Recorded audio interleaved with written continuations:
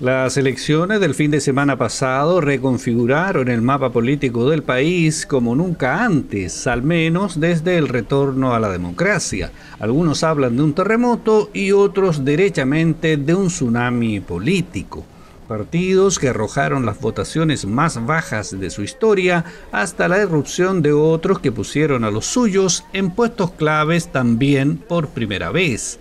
Y la elección de una gran cantidad de independientes que nunca habían postulado a un cargo público. Un avance, a juicio de algunos analistas, de las fuerzas de cambio.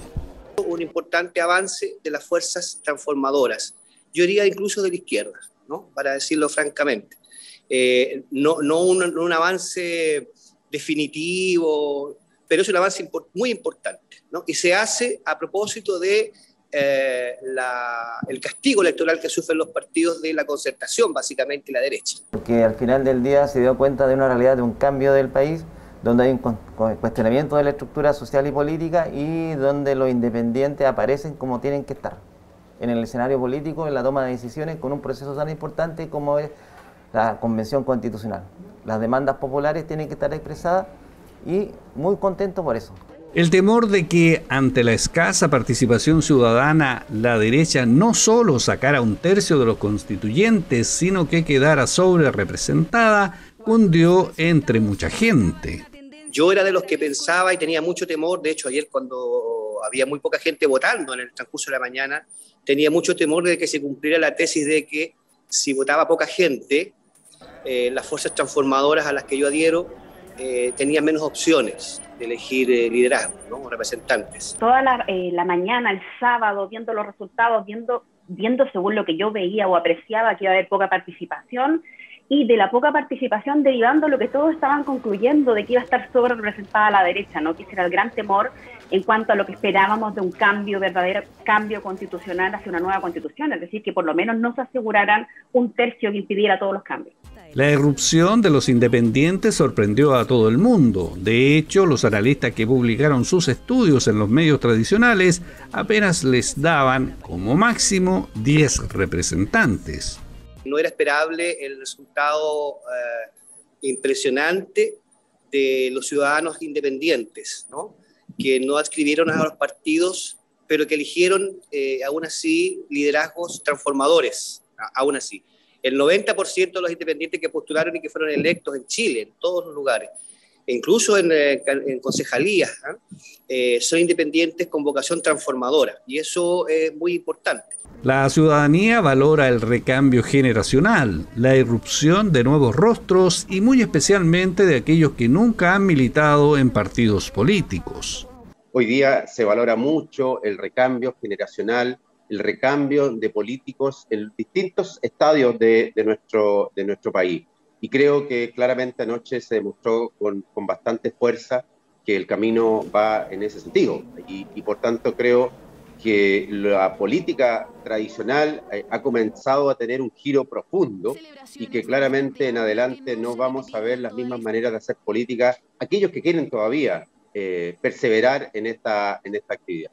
La derecha sufrió una gran derrota y en ese sentido fue la propia senadora por Tarapacá, Luz Ebensperger, quien lo reconoció sin ambajes. Bueno, yo creo que efectivamente lo que pasó en las elecciones del día de ayer, tanto en la región como a nivel nacional, para el sector que yo represento, fue una gran derrota. Ahí no hay dos lecturas, nosotros sufrimos una gran derrota electoral, y eso, claro, hay que buscar, ¿no es cierto?, las causas, hay que hacer autocrítica, hay que ver cómo este sector recupera la confianza de la ciudadanía, que yo creo que no existe otra manera de recuperar eso que trabajando. En relación al candidato constituyente que llevó la UDI en Tarapacá, Felipe Hübner, la senadora Ebensperger señaló: yo creo que él sacó, para el poco tiempo que hubo de campaña y todo lo demás, una muy buena votación, ¿no es cierto? Si sumamos ambas listas, están también cerca del 19 o 20%, bajo para nosotros, pero refleja la votación del sector en las otras elecciones. El senador aquí insistió con candidatos que claramente no respondían ni siquiera las más condiciones básicas para ser candidato: conocer la ciudad, conocer el terreno, tener vinculación. Mira, el nacimiento puede ser algo que pueda ser claramente superado, pero de ahí a tener arraigo, claramente este señor llegó a la región pocos días antes de empezar la campaña y obviamente queriendo con una campaña con muchos recursos instalarse como representante de la región. Eso es una bofetada al regionalismo, una bofetada al localismo, y por eso se castigó fuertemente. Lo que va a hacer esta convención es escribir la futura constitución, nuestra nueva constitución, que va a regir los principios de nuestro país. Para eso tú no requieres que una persona sea o no sea de una región.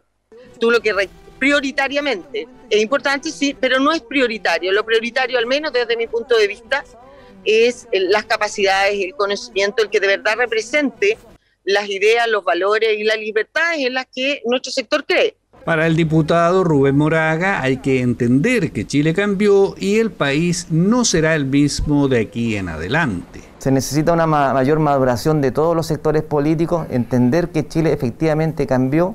Ya hay un nuevo concepto para un país que se nos viene, que tenemos que enfrentarlo con la perspectiva y la madurez suficiente para entender que hay una solicitud de un cambio real y de participación y de expresión nuestra como habitantes de esta república que se llama Chile. Por último, los analistas auguran cambios relevantes en lo que será la política en nuestro país a contar de los próximos meses. Me da un indicio de lo que viene, ¿no? De lo que es la nueva política en Chile. Claramente lo que fracasó es la forma o la vieja forma de hacer política en Chile.